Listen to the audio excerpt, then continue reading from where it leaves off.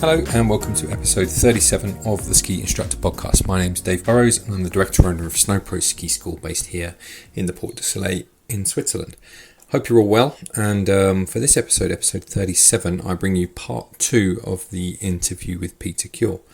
I very much enjoyed speaking to Peter, and I speak to him, I could listen to him for days, and so the interview, we had to split it down into 2 parts in the end.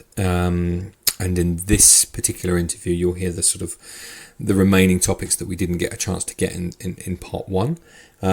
We talk about effects of Brexit. We talk about transcendent performance, going beyond kind of the acquired knowledge phase. We talk about his time within BASI, and we also talk about the old Austrian stories and the long-awaited living in a barn story. I really hope that you enjoy this remaining interview. I'm looking out onto, it's been a strange winter here in Switzerland. It's still been quite cold. Hasn't warmed up at all this summer. And I'm looking out now at a cloudy Don du Midi. They've been covered in cloud all summer. And yeah, there's been this sort of fresh wind that's just been around for the last 2 months, and doesn't really feel like summer's got going at all. Very, very strange weather systems that we've been going through here this summer. I got some correspondence which I thought I would read out if you're interested. It was from Doug Bryce. Hi, Doug. I hope you're well. He said to me, "Hi Dave, currently listening to your latest interview, PK, one of the best episodes. He comes across very well, a fountain of knowledge. The rabbit hole part of the conversation interested me. Conversations about pressure used to confuse me lots. Though over time I've come to the conclusion that it's because of the way that pressure is described in BASI, i.e. is pressure really a steering element that we apply as an input, or is pressure something that we need to control? My opinion is that it's both, depending on the scenario. In a snowplow turn, we initially learn to turn the skis as beginners using pressure. Though as we get better and move into parallel turns, pressure becomes something that we need to control during the turn. So when your man Grant talks about early pressure, which is a recurring theme in modern technique, he is not wrong. Although perhaps a more nuanced explanation would be to create early pressure before the fall line. Interestingly, I'm told that the Canadian system only has 2 steering elements, rotation and edge. Yours sincerely, Doug. P.S. I won't give you my opinion on Brexit/vaccine passports. Winky face. However, great podcast. We had some back and forward conversation on that, but yeah, the pressure one is an interesting one. I've still got my thoughts on that, and I'm interested to expand my own thoughts on that this winter and sort of develop my ideas about that particular topic. Anyway, I leave you. I'm not going to put anything in the middle of this one. I've been recording podcasts like crazy. I've got a mega long one that I did with John Olsen in Verbier, which will be going out in probably November, December. And the next one is with Dan Egan, US Hall of Fame skier and extreme skier in the late 80s, early 90s, which will be the next one. And that's a really, really cool interview. So that's one certainly will be much of interest to our American listeners. Hope you're all well. Enjoy what remains of your summer, and I will catch you on the next episode.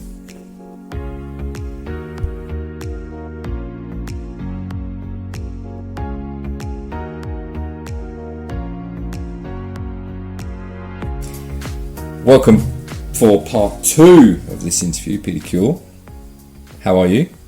I'm good, thanks, Dave. Good to see you again. We're about a month on now from our chat. I was going to do this the following week, but you know how things get away from you, or me as well. And a lot's happened since then. I'm going to tell you about one of the things that's happened to me. So shortly after the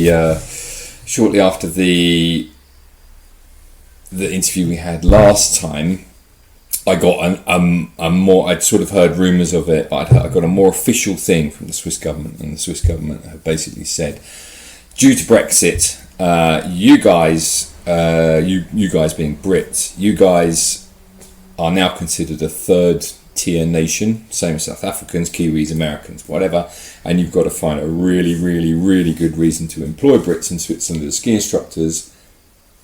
Basically look elsewhere, see if you can find any Swiss people, and see if you can find any Eurozone people. And one of the things in the letter that they said was speaking English is not in itself a criteria for being able to employ people. I was like, oh, that's interesting. So that's put, well, all of my marketing and everything is set up around the fact that we're, English-speaking ski school. So it's going to make some complication for us this winter. I've learned over the years that complication is just the life of an entrepreneur. It's solving problems, and I think we're going to be fine. I'm not panicking about it. But let's jump to that a little bit. How does that affect you running a ski school in France this year? So Brexit effect in effect. It's kind of similar, and what France is really looking at is people who've already been working in France for more than 5 years. Then as long as they can prove that they have been in France for more than 5 years, then you can get a carte séjour, which means that you have the right to continue to work and live in France is available to people. So some of my ski instructors may meet that criteria depending on what they've done over the last 5 or 6 years.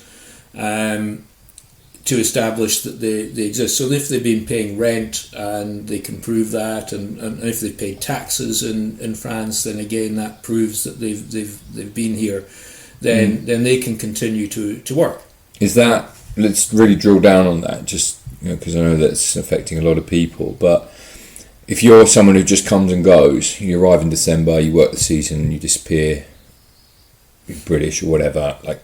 I don't know how many people this affects actually, but is that going to be considered enough, or is it like you've got to be living here, prove that you lived here year round, you're contributing to the economy? My understanding is no. I think you just need to prove that you have been doing stuff here on an annual basis for more than 5 years. So for example, if you normally in France, if you're renting somewhere, you'd pay taxe de habitation, and if you've got for example proof that you've paid taxe de habitation for 5 years, then that would be evidence. House insurance, for example, would be another. And typically, if you're renting, but again, it depends on how you've done it. Again, if you've paid tax, then again that's evidence. So a lot of potentially ski instructors have been working in France, should have paid some tax every year. That again proves that, and it gives them the opportunity. And the French have created a specific pathway for British people in the short term. Okay, which is it's an easier process than if you're coming from anywhere else. So the French are being quite helpful in that, and I think they just want to make it easy for themselves and get through it. And I suspect that pathway will get shut down in a year or so. And it'll be the same as everybody else that doesn't have a European passport. It's crazy, isn't it? British, but you're not a European passport. No. So there's that side of it. The second part is. I now need to look at recruiting instructors, new instructors, potentially with passports that aren't British. You and me both. But the reality for me is it's not about whether you're British or not. It's about the quality. So my ski school is all about quality, and it's about hiring the right people. Again, I think the ability to speak English really well, their culture, as in having fun, being good teachers, but having fun, having a customer care focus, and creating a good experience. There are a lot of good Europeans who can do that. And there are some really, really good instructors, and I've used a few in the past, Italians and Austrians, and they've been really good, and they've been well received by my clients. So my duty to my clients is to provide the best possible service, and I believe I can still do that. And it's just about recruiting the right people. How does that? I'm with you. I'm along the same thing. That part of the thing that I really bang on about is that, you know, a lot of our instructors were Anglophone, so they would get that. There'd be certain cultural references that you get, you know, speaking one Anglo person to another, which now I'm about to find out whether that crosses European boundaries, because certainly we're going to have to find some people that have got European passports to replace those guys that can't come. And I've been speaking to some of the guys, you know, trying to find a solution for those people, but every doorway is blocked. You know, like there is, you meet something. You meet one of the criteria over here, but it doesn't quite work on this one over here, so you can't come. You know, that kind of thing. It's going to be really, really interesting. And it's very sad for those people, because I've got a couple of guys who are sort of caught in this trap where they've been going through and progressing their qualifications. Almost there. Yeah. They've almost got everything. Or they've got the hard bits, you know, they've got Eurotest and they've got all that. So, you know, they're almost at full cert where they will be able to convert their qualification into other nations' thing, and boom, something else comes along. Yeah. It's so sad. It's heartbreaking, you know, over the work and the money and everything that they've spent. Yeah. I feel really sorry for those people who are in that position where they've been working towards a goal, and suddenly, because they don't have, they've got a British passport, there's no solution anymore. Yes. And they're suddenly limited to where they can work. Yeah. Well, I think this will change, because I think probably at some point the Swiss are going to realise that, you know, maybe they will, maybe they won't, maybe they don't care. That you know, there's a bunch of places in the Alps, Zermatt and Verbier, the two I'm really thinking about, where they need those people. Absolutely need those people. Maybe there'll be some sort of agreement, but the pace of change is slow in Switzerland, so maybe it won't be this winter. I sincerely hope that it is, but we'll see, especially for those guys. But what I've said to my guys is, look, your position remains open. The team I had last year was so good, PK. It was really, really good. And I've said to those guys, you know, if you can come back, there's a position for you. Like, you're more than welcome. Like, please, you know, this year might be a bit of a do what you can this year, but it's a crying shame. Really, really badly thought through Brexit thing. Yeah, but hey. Anyway. But previous to that, talking about your business here in France, presumably every year there is a sort of a limited number of instructors that were able to qualify to work in France anyway, especially, you know, previously when you were trying to employ Brits, but in general, in the past, have you ever had any issues to do with sort of recruitment, of finding the people that have got Eurotest and all the other bits and pieces that they need? It's quite a high level, and there's only a limited number of people past that age year.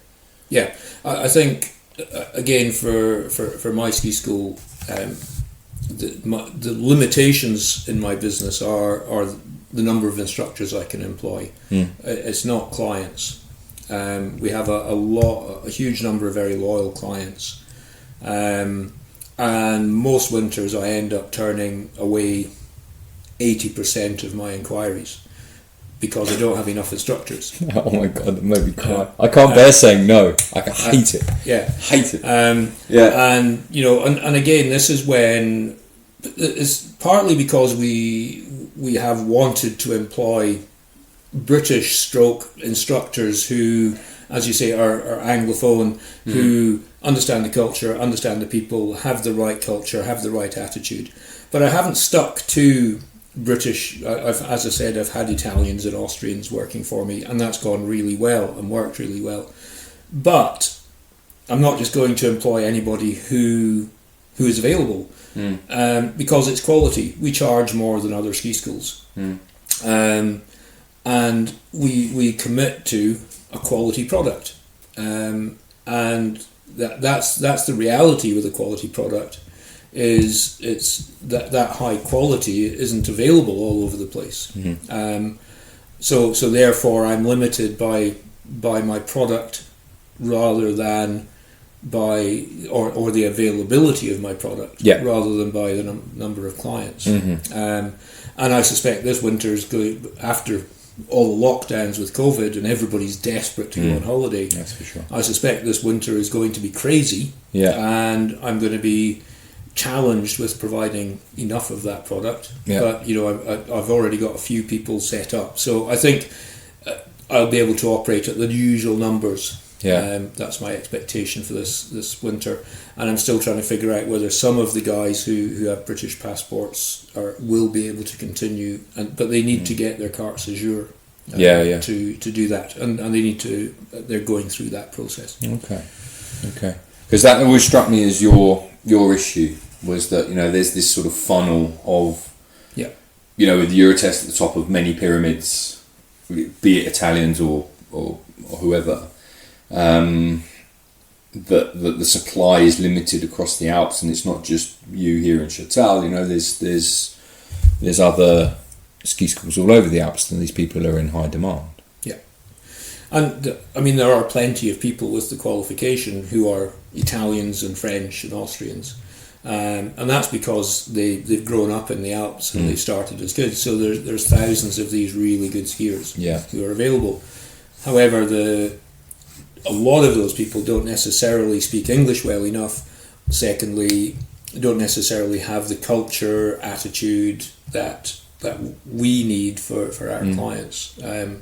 So there's a large number of those instructors that would be available who I wouldn't choose to or in addition, they might not want to travel outside their home village, right? Well, there's that as well. The other thing, the thing I've noticed about Switzerland is often that the guys that get full cert there, they just stay in the home village.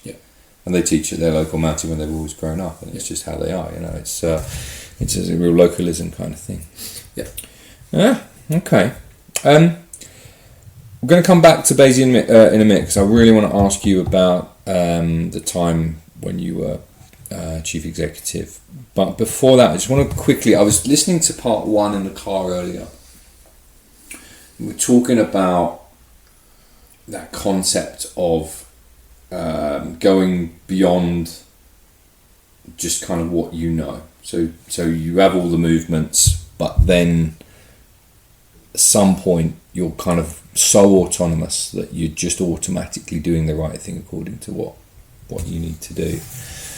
And I remember seeing that immediately as I got in the car, I was listening to his back on the way back last time. I thought I should have said to him 2 years before he retired, the slalom at Adelboden, Marcel Hirscher coming down the wall like he was dancing. Didn't matter whether he was on the inside ski, outside ski, like complete. If you have a chance, look it up. On YouTube, it'll be there, listener, somewhere. But I've never seen such a clear example of someone who is in, and especially in his later years, right? Because it was almost like he didn't care about the globes anymore, didn't care about the prize money, didn't care about the sponsorship. He was just doing it almost like it was just to see how good he could do it. And it was extraordinary to watch. It was almost like he was falling down the face, but with like ever such minor little inputs. Didn't matter what foot, didn't matter how out of shape he got, just didn't care. It was, I'm going down there and I'm just going to do just what I need to do to get through this course. It's extraordinary to watch. Yeah. And I think that's where, we talked in the last podcast about the difference between skill and technique. And I use the phrase freedom of movement. And we have movements, and this is something that I learned in my diploma in sports coaching, where they started to talk about movement patterns and being able to take a movement and just sort of investigate that full range of movement whatever it was. And in skiing, that could be lateral separation or rotational separation. So the first step is learn that movement, learn to have range, learn to change the speed you do it at, and then learn to use it in a creative, responsive way. And then you become skillful, and you have that freedom of movement, and you start to learn to adapt and deal with what's in front of you in a very responsive way. An awful lot of ski teaching is, this is what you do at this point in time, and this is right. And what that does is it blocks all of that responsiveness. And I've talked a lot to musicians, and musicians talk about, well, when you learn to play an instrument, it's almost mathematical. You've got to learn the notes, you've got to learn the movements, you've got to, and you've got to learn all these bits. And it is quite structured, and you've got to do this at this point. But then to become a really good musician, you kind of have to let go and feel the music. And I think skiing's very much like that. You do need to learn the movements, and this is right from this isn't something that happens after 10 years of skiing. You, as a teacher, you can develop this stuff in the first hour of skiing. You can say, right, we're going to bend and stretch, but we're going to use full range, and we're going to play with it. With balancing, we're going to find out our target area under our foot where it feels good, and we learn to the feelings and to respond to when we're out of balance, know when we're in a balance. And if you have a good teacher who understands that movement and skill development, you'll progress quicker, and you actually become skillful quite quickly. And so much of teaching is it actually stops you becoming skillful. It's like no, you can't be responsive. You've got to do it at this point and this time, and there's too many rules getting in the way. And what Marcel Hirscher and it was very visible. He had all the movements available, and he was free to use them to do what it takes. And he took risks. He was able to take risks because he believed that he could deal with it. And one of the great things about all the very great ski racers, people always talk about their ability to recover. And that's again because they do allow themselves to get out of shape. They do let themselves feel a little bit out of control. And for me, when I was ski racing, it was about, I felt like I was more airborne than grounded. And I did a fair bit of trampolining, and it was always about, an awful lot of the time it felt more like I was on a trampoline than stuck to the ground. And it was just getting what you needed to get to the next gate, and fighting to get to a place where you could make the ski work. It's interesting. And it was actually having the freedom to do that. And yes, there were definite goals in, right, I've got to be on the outside ski, I've got to have my upper body in a place where I am agile, where I'm not getting blocked. So that's one of the keys, is you're fighting to maintain your agility so that you can keep working with the skis. Rather than, I've got to keep my hands in the right place. Or I've got to, one of the things I hear some British team members, you've got it on slalom, you've got to have your inside hand in the snow. And then half the time they're standing on their inside ski because they've moved inside too much, instead of the focus of, right, there's my outside ski, get it working. And if you're turning quickly enough, you suddenly find your inside skis in the snow. That's an outcome that's accidental. It's not a purpose. And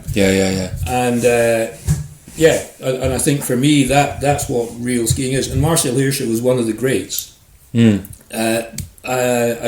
However he developed his skiing ability, and I can remember when he first started to get into World Cup, he'd won a lot of Europa Cups, and people started to say, as an Austrian guy I worked with in New Zealand, he said, You watch Marcel Hirscher, and every turn is a surprise.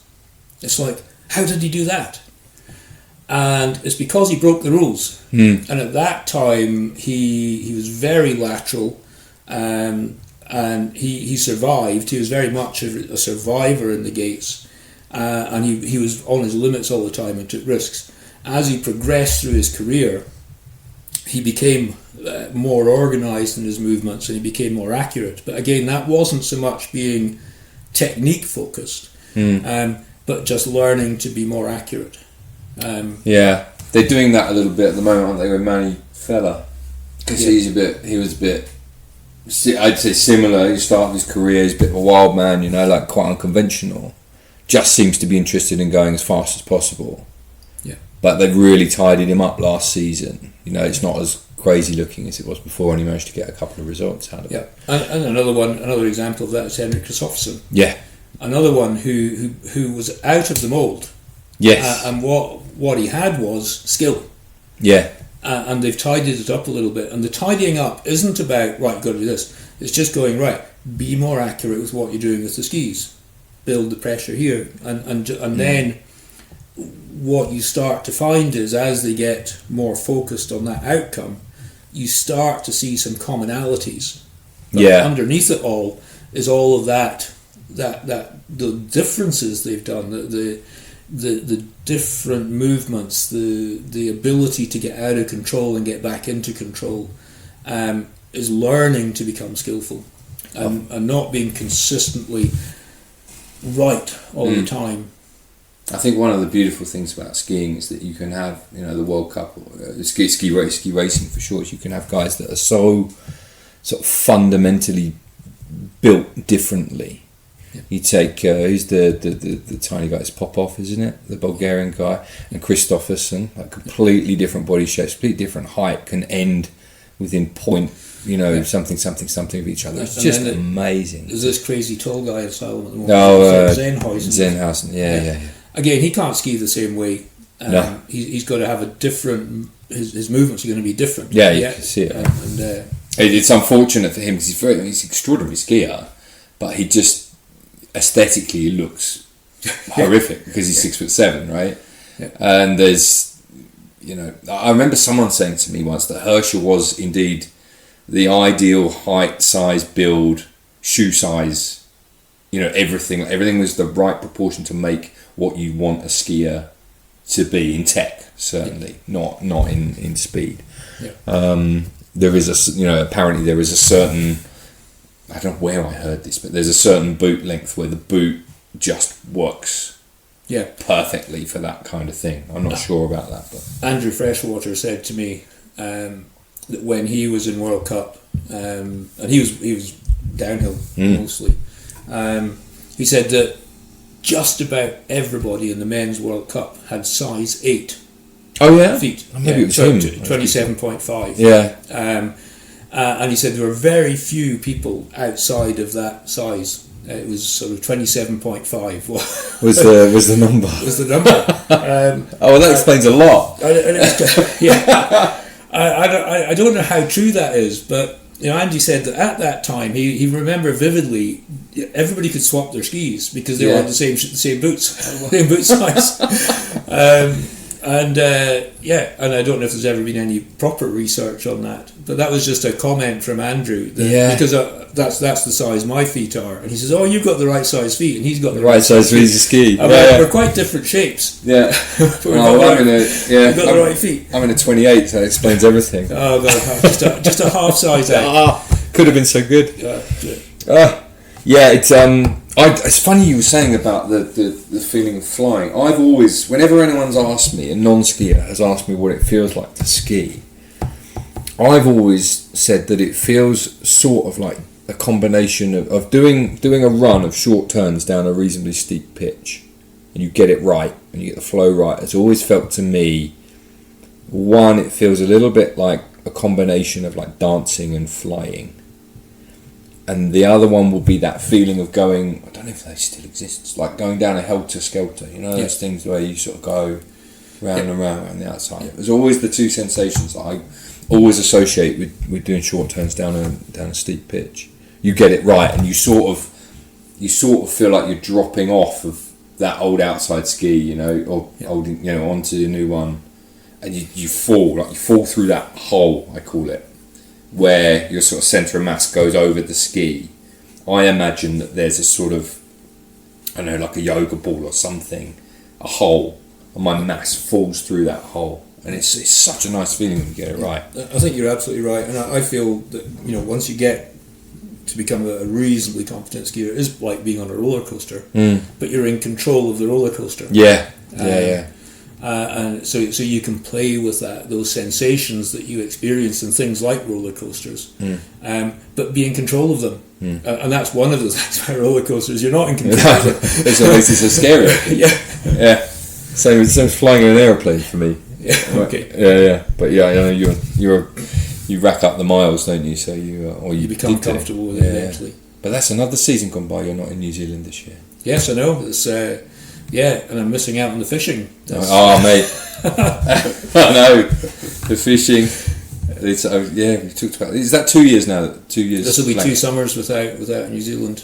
What are they going to do with that excursion? It's like rivers full of fish. It will be, yeah. The stocks are recovering. The New Zealanders will be going, oh my god, too many fish. Someone call VK.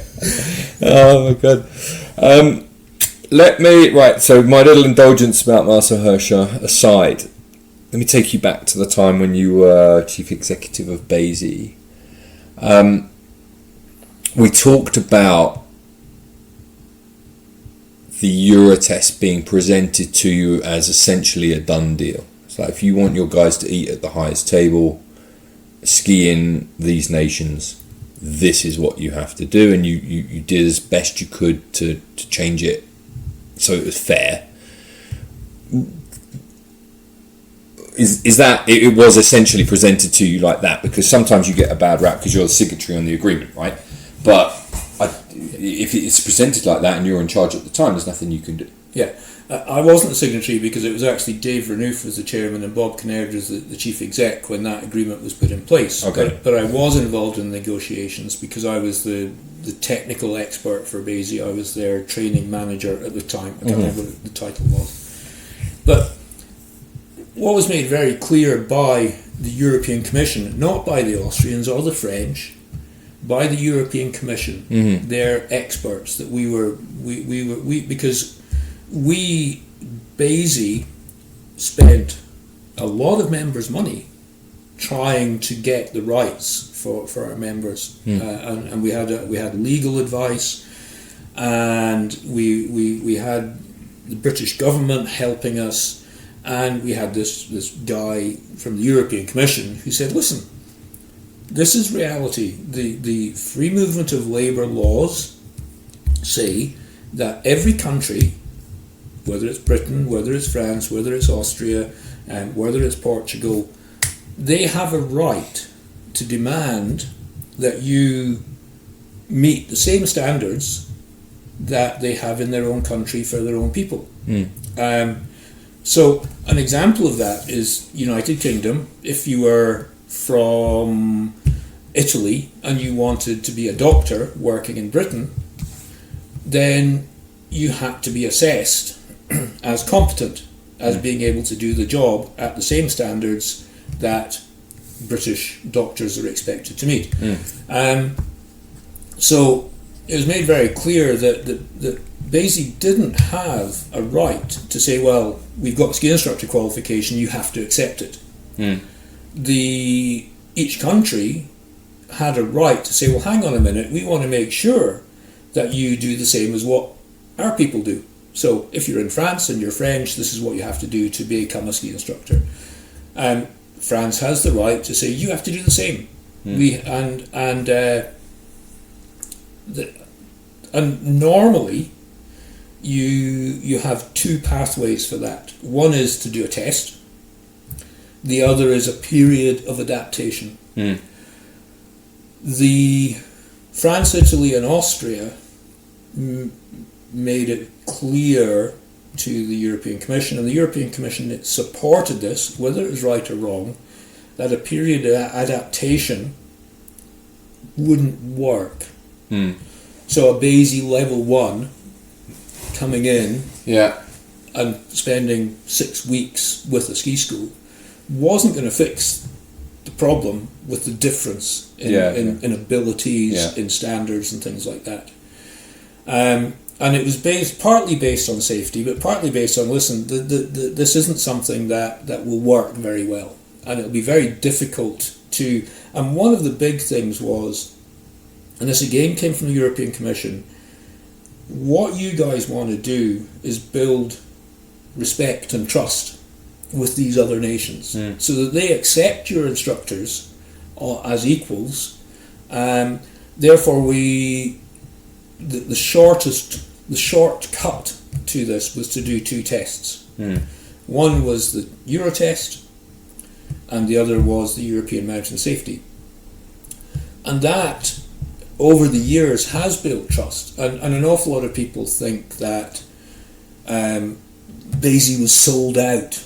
And it wasn't. We actually achieved something which an awful lot of other European nations have never achieved. We actually had a number of our ski instructors who were able to work in France with respect, and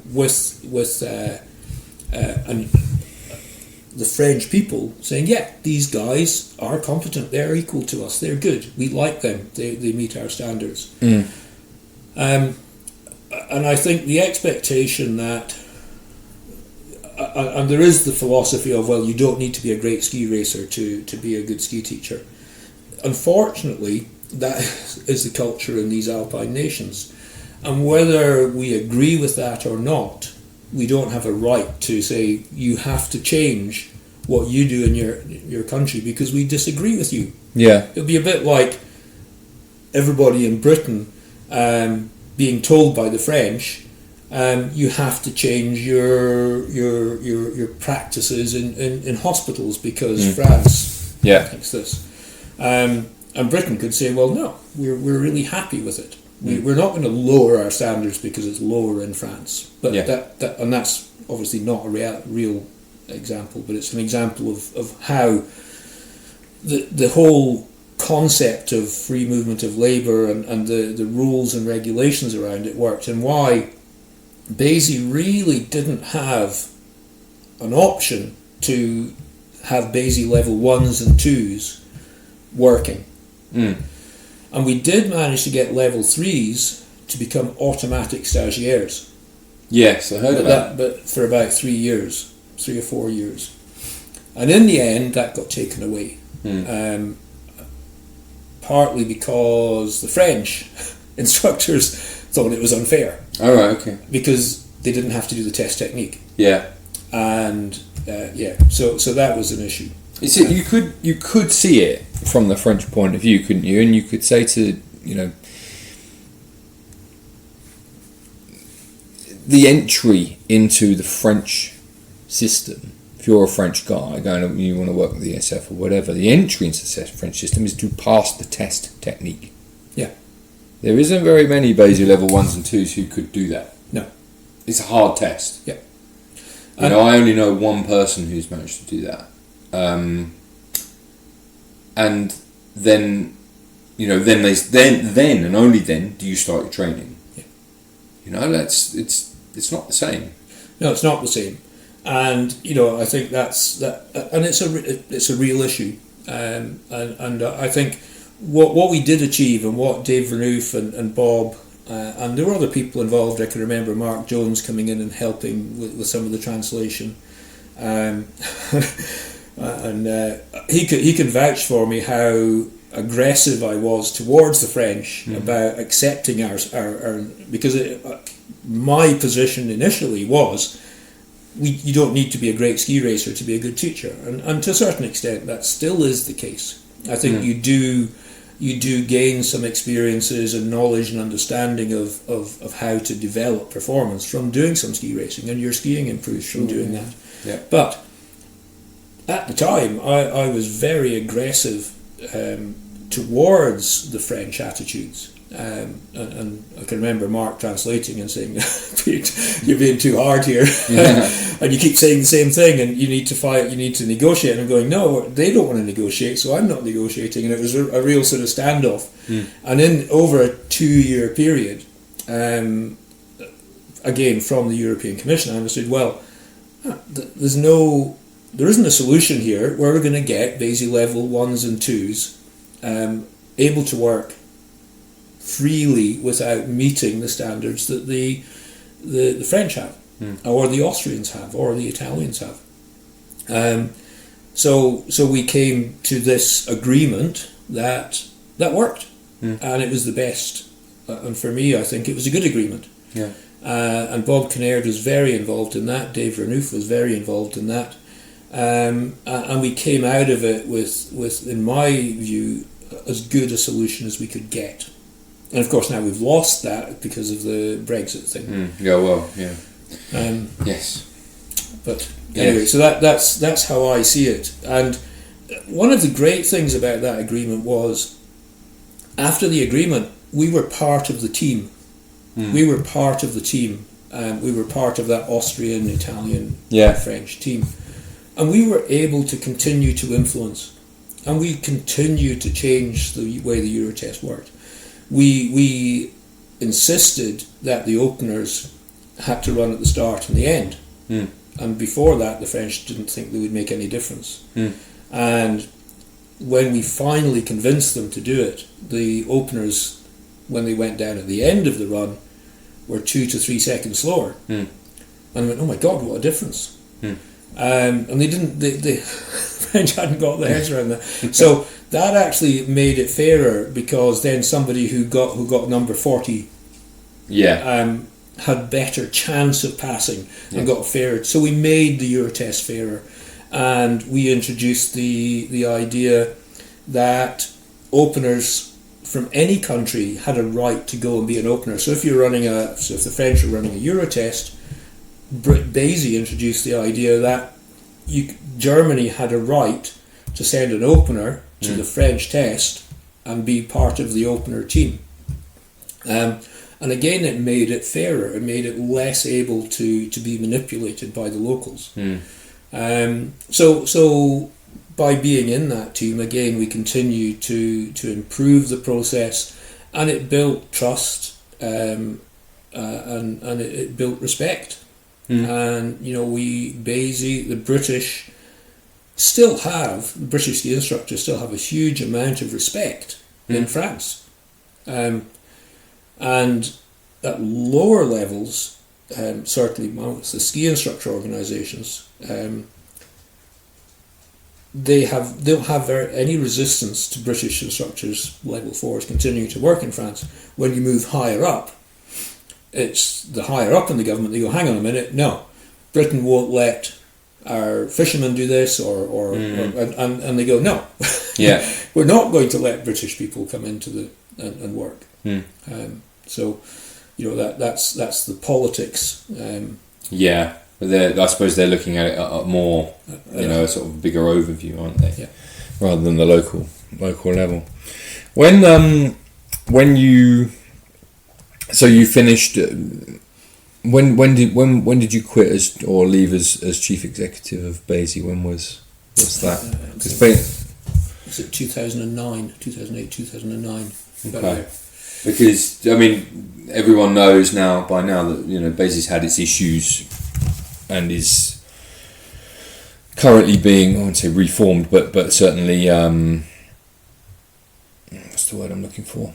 Reworked under the stewardship of Jim Lister after quite a torrid time under the previous regime. What did BASI look like when you left in 2009? So I was chief exec for almost 3 years. When I came in, the organisation had just made a loss of I think it was about £35,000 loss for the year, and there was a culture of we don't want the organisation to grow, we don't want to make any money. It's a not for, and it was quite parochial in some ways. and quite conservative. But we were growing because there was demand. And I kept saying, because I was the training manager before that, I kept saying, well, BASI doesn't have a right to say to people, well, we're going to limit the number of people who become ski instructors. We have this demand, and our role as an organisation is to create pathways for ski instructors, which are achievable and realistic, and therefore they should be as cheap as possible.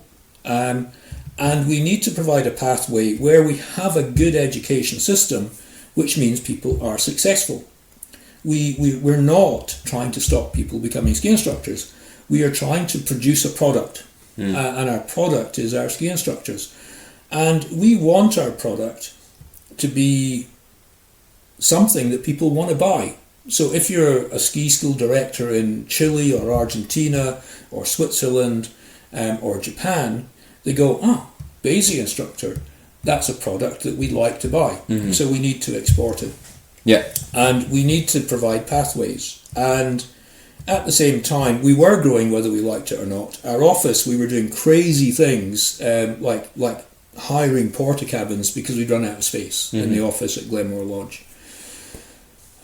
So I came into that and went, right, okay. And at the time we had about 250, £300,000 financial reserve. But we were renting our office, and we looked at this, and I said, listen, we need a bigger office, and I feel we need to own the office, and we need to build our financial reserve, and we need to put ourselves in a stronger position. We'd come out of fighting with the French and spending lots of money on legal fees and we needed those resources to look after our members' interests. So I went, right, okay, what I'm going to do is look at the pathways. Can we improve the pathways? Can we make it easier for people to do courses? So one of the things we started to look at was using BASI members in resorts and saying, you're going to represent BASI in our resort, and we're going to pay you a stipend to organise courses. So we send the resources out, you pick them up, you organise the lecture facilities, but you can also promote BASI courses to people in the resorts. And we started to build and grow the organisation. So the next year, without putting any prices up, I suddenly found we'd made £220,000 profit from a £35,000 loss. And that was minimising overheads, minimising costs, and creating opportunities for people to do stuff, and making courses more available in more venues. And sometimes it was, we had a big board up on the wall, and it would be like, right, we've got a course in Hotenundas, and there's only 4 people on it, and we've got 4 weeks to go. We've got 5 courses that are full. I'm going to take a risk and go with that 4, and our break even was 6. So we'll run it, and it would always turn into 7 or 8 or even a full course. And it was kind of running it as a business that was providing a service. It was, can we provide a service? Can we create the opportunities? Can we make it easier? Because if somebody's living in Hotenundas and they need to go to Verbier to do a course, they've got to travel, and it's an expensive exercise. And it was making things more achievable and more accessible. And in the end, we ended up buying our new office, and I think when I left the organisation, it was like, plus the office, there was like a £600,000 reserve, and I did that in 3 years, and left it in a very, very strong position. And it's crazy that after that, then BASI started to make losses.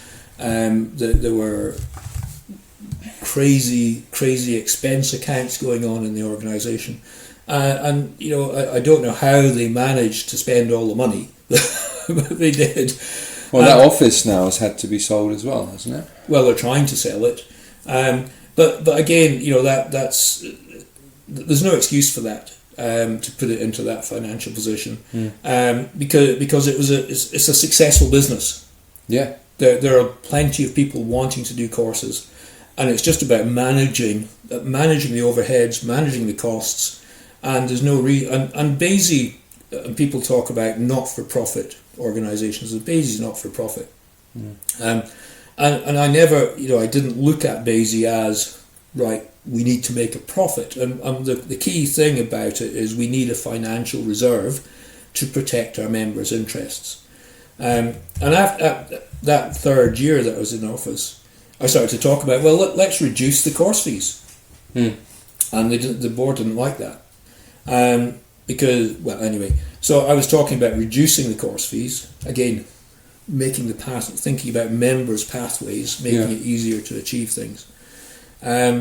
But a not-for-profit organisation means you don't pay profits to the shareholders, you don't pay profits to the directors, you don't have an ownership. Yeah. It doesn't mean that the organisation doesn't make a profit and create a financial reserve and use those financial reserves for the interests of the members, which could be producing educational resources like DVDs or now it's beyond DVDs now. It's but producing video stuff, and just giving members free education once they're members. Like a free refreshers and things like that. So I think that was the culture that I created, was what everything we do has to be to help the members, and somehow that seems to have got lost since I left, and I don't know, they've managed to spend all the money, and I think they've seen themselves as directors. Well, that's the thing that always struck me, is the message got lost somewhere between 2009 and what Jim's doing now. There was all this talk of world-class organisations and this, that and the other, and it was all become very corporate. And it's not that, right? It's a members' organisation for training ski instructors to learn how to be ski instructors. I mean, it's not, you're not reinventing the wheel. No, and I think James Lister is very clear on that, and I've got a lot of time for James Lister, and his values are very, very strong. He understands the organisation. And he's made it very clear. You don't work for BASI to make a lot of money. If you want to be a millionaire, you don't work like that. You do something else. It's not a job where you and I think that was the culture more recently. Is some of those people were looking to work for BASI to make a lot of money. Unfortunately, and I think maybe the fact that I'd made it so successful and showed that you could make a lot of money out of the organisation, and at that time it was almost accidental, because just by increasing the activity, suddenly we made a lot of money, and that's why I started to say, well, actually now we're in a position where we can reduce the course fees. So anyway, that's where it went, and it's a shame that BASI's having to deal with the financial challenges that have been created at the same time as dealing with Brexit and COVID. But I think the organisation will probably come out of this much stronger. It'll certainly come out leaner, won't it? It'll certainly become leaner, which isn't a bad thing. And it'll be a great starting point in the next 18 months. And from what I've seen of the last 12 months, the management team are doing a brilliant job of getting everything back in place to where it should be. And I think I just hope that it rebuilds itself into the organisation it should be. Yeah, me too. Well, I think it's, everyone is behind them. It's they've certainly lost touch with the membership previously, and the thing is about trust is that it's very easily lost. It's very difficult to rebuild. That's one of the worst bits about it. Yeah. Okay. Right.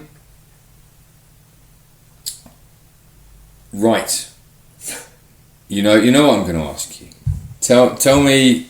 For years we've chatted in bars, and you've kind of brushed past it every time that we talked about it. But you used to go and teach in Austria way back when. Yeah.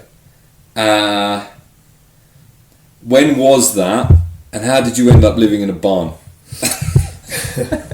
All you ski instructors modern day ski instructors who come out and get yourself a nice cushy apartment, for X amount thousand francs a year. I'm talking to you, Max, sitting here in your luxe apartment with 3 bedrooms. Listen up. Yeah. So that year it was it must have been about 1920, and there were 4 of us. But one of them wasn't Willie. No. How is he? Is he doing all right? Yeah, Willie's fine. Yeah, he's enjoying life as he always does. Willie McMillan. But yeah, Chris Guest, Alan McGregor, and David Henderson, commonly known as Starsky. But the 4 of us, we were all ski racers, and we got this opportunity to go and work for the ski school in Niederau. Right. And the boss there was a guy called Blackfelder. And we got this old VW van, and we created a little platform in the back where we could put the skis underneath. Yeah. And then we got some mattresses, and we planned to go and work for the ski school. So you were doing van life. Yeah, we were van life before it was cool. Yeah. So we got this van, and we got it all sorted. And trundled off to Austria, and we got there just before it was like middle of December, and it was absolutely freezing. And this guy Blackfelder, who owns the ski school, said, "Oh right, okay, well that's great that you're here, but we don't have any accommodation for you." So we're going to work in the ski school. And we're going, Christ, in the van, it's bloody cold. So anyway, and he finds this farmhouse. He says, "Okay, I found you this place." And there's this farmhouse. And this farmhouse hasn't been lived in for decades. And there's no heat, there's no electricity, there's no water. And we walked in, and there's mould on the walls, and there's water running down the walls, and it's incredibly damp. But there is this big, massive wood-burning stove that we could cook on, and we could get these containers of water. And we basically lived Christmas, New Year, in this, about 3 weeks in this place, and we eventually got an apartment after that, which is a tiny little apartment. But anyway, we ended up cooking on this wood-burning stove. And the Blackfelder had a hotel and had a swimming pool, so that was where we went to have a shower. But all our clothes, because it was in this incredibly damp, smelly place, our clothes just smelt of damp. Our uniform, everything just smelt of this mould. So we're teaching people to ski, and we've got this mouldy smell about us. And there's nothing we could do. We were just, and I vividly remember New Year's Eve, and the 4 of us are there, and there's a mouse problem. There must have been 10,000 mice in this place, and you wake up in the morning and there'd be mouse droppings on your pillow. Oh no! And you could, you switch. We had candles, and we had torches. And as soon as we blew the candles out, you could hear the scuttling. Oh God! So we'd managed to finally get some mouse traps. And New Year's Eve, I can remember, we got home and we'd set all the mouse traps. Lights out, click, click, click. And we spent most of New Year's Day, or the first sort of 4 hours of New Year's Day, picking mice out of mouse traps. So that was the life of a ski instructor. And then we would go to races. So we'd go to FIS races. So we'd work for the ski school, and then we'd book. Once a week we'd go and do a couple of days of FIS racing, and we'd turn up, and we'd find the place, and we booked into this race. And we'd sleep in the van. 4 of you? Yeah, 4 of us in the back of the van. Like sardines next to each other. Yeah, and the condensation in there was horrible in the morning. And I can vividly remember stumbling out of the side door of the van, and it was bright orange. And it looked, and this Austrian ski racer turned up in his brand new BMW 4-wheel drive. And we were stumbling out, and we've got our numbers. And he looks at us and goes, and I think he was horrified. These 4 British guys stumbling out, bleary-eyed, not even slightly prepared to go skiing. And we'd waxed our skis a couple of days before, and we'd stumble out and start scraping our skis, and then go ski racing. Amazing. So the successes we got out of that were fairly limited, but we were reasonably successful. We got some good results. But it was a great period, and we had good times. It's funny, isn't it? When you're younger, the stuff you do, and you just you look back, you think it's just bananas. Yeah, and again, it was finding a solution to doing what we needed to do, without spending huge amounts of money. Did you do that for many years, the Austrian thing? We did that for... That was 1 year we did that. We changed the solution, and we went and worked for a guy called Ernst Trenkwalter. So he became our coach, and it was kind of similar, but it was like a full-time program with Ernst. Yeah. And he was an ex-ski racer who was near Innsbruck. He was brilliant. And he was completely and utterly insane, as only some Austrians can be. And he would make us do crazy things, and we spent a lot of time, for example, skiing slalom with our hands tied together, and skiing giant slalom with our hands tied together. Oh, really? What was his rationale behind that? Well, if you immobilise the upper body, you have to use your legs. And we learned a hell of a lot from that. And his idea of downhill training was, follow me. And we didn't know what was coming next, and you just have to stay on his tail. And again, you had to deal with things without any plan. It was oh my God, we're going that way. And you'd be doing sort of 60, 70 miles an hour. And you'd suddenly find yourself airborne, going, oh shit, I've got to land. Oh, wow. And he just took it, and I think what Ernst did was he took us into that place of just using what we had to survive on our skis. And that was, for me, it changed my way of skiing in a big way. And I think he did a great job. Yeah. Scared the shit out of us. No. But one of the funniest things was, there's a place off Axamer-Litsum, which is called the Gutzner Abfahrt, and I think it's like 14 kilometres long. And he would make us ski really good, high quality, long radius, giant slalom turns all the way down. We weren't allowed to stop. 14 Ks. And that was our task. And what he would do is he would ski down ahead of us. Yeah. And he would climb a tree and hide in the tree and video. Oh, right. But we didn't know where he was. So you had to do it. So we had to be good all the way down. Yeah. And one of the funniest things was he'd put the camera in his bag and accidentally switched it on when he skied off, and we could hear him skiing down, and then we could hear him climbing up the trees and branches breaking, and then his face appeared. Well, he got the video, but he would do crazy stuff like that. And he put us in situations where we had to do stuff. Yeah. And he was brilliant fun, but my God, he made us work. That was a good times. Yeah. But the same team of guys. Brilliant. Where are those guys now? Two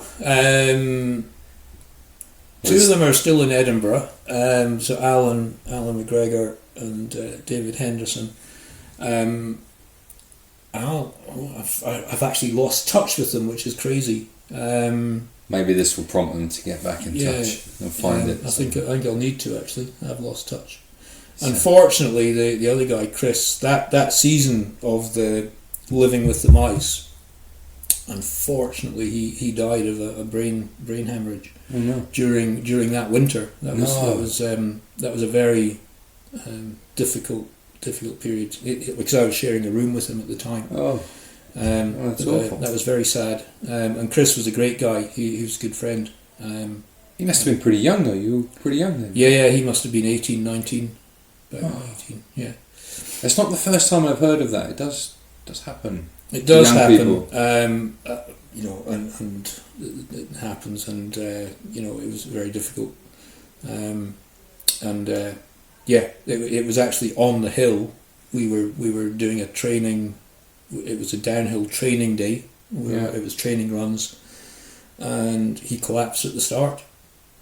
And it was actually in Niederau, the downhill. It was a fifth downhill, and we'd gone back to teach in the afternoon, and we wondered where he was. Yeah. And we got home and got a phone call and told he was in hospital. Oh.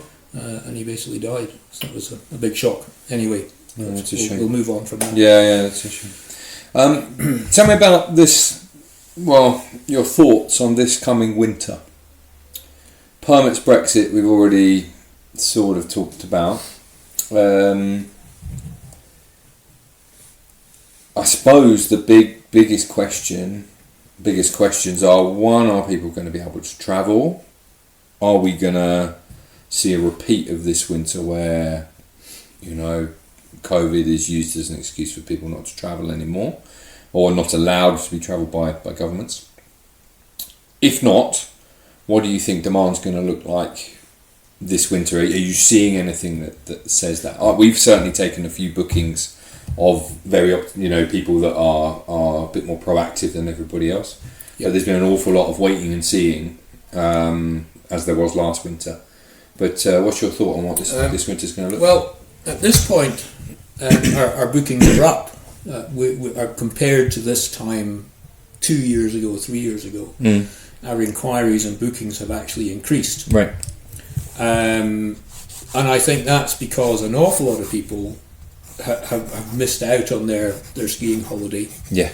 And they want their skiing holiday. And you're right. I think people are booking. And one of our booking conditions is that if we can't provide the lesson, then we can move it to another date. And people are taking advantage of that and saying, we'll give you some money. We would like the lessons now. Yes. If we can't, we can move them to when we can have them. Yeah. We do that, and it's it's the right thing to do, right? And then, so it puts them in a place where, assuming we can travel, then they have lessons booked. Because for sure, the moment that it's very clear that everybody can travel, I think it's going to get mobbed. Yeah. So I think the smart people are going, okay, we will put that money away. We'll give you the money. We'll book the lessons. We know that if you don't, if you can't provide them, we can have them at a later date. Yeah. And it'll give them first choice. So I think the smart people are doing that. And I think that's our policy is to say, you can have lessons and we'll be flexible with them. And I think that's working. Yeah. So at the moment, bookings are going up. As you say, will governments? And I'm not even sure it's the governments. I think the media have put so much pressure on the governments that any opportunity to stop people travelling seems to be taken at the moment. And I don't think in the long run our economies can't survive this constant stifling. It's everything. It's building. It's people are talking now about you can't get building materials anymore. So the cost of building has increased. The cost of materials has gone up 40% in the last 3 months. Really? Because the factories haven't been producing stuff. Yeah. And apparently there's been a boom in building because nobody's got anything else to do.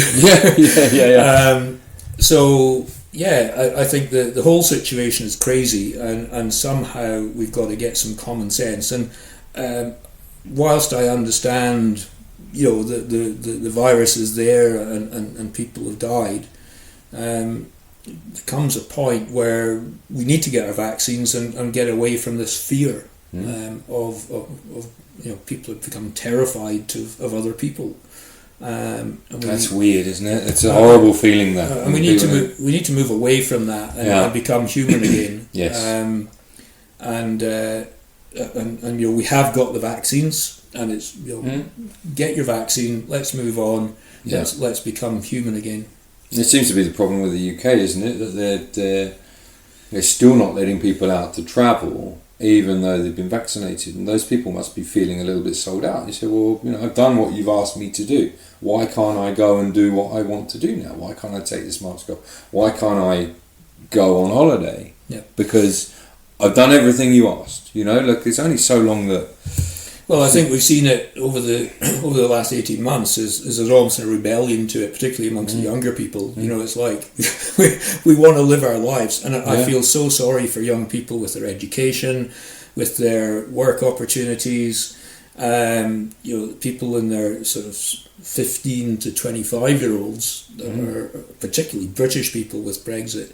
Their opportunities have been so reduced. Well, not only that, but they're also going to be saddled with this enormous debt that the government's taken on to keep this thing going. Yeah, so I feel really sorry for those people, and I think the government's going to struggle to keep this going without some kind of rebellion going on. Yeah, I'd hope so. But, I hope so, because I think the governments need to realise that they're not the be-all and end-all solution of everything. Yeah. When we sit here in France, and you certainly. I rail against big government anyway. It's my thing. Just want to be left alone to get on with what I want to do. But the selling out of the young people across countries all over the world is just outrageous. Yeah, I would agree with that, and I think they need to get the balance right. And I don't think the media helps. Every time a government starts to open things up, there's the media just get into this fear. Yeah. Oh my God! What are the government doing? They're killing people. Yeah, good news doesn't sell though, does it? No, it That's doesn't. the thing.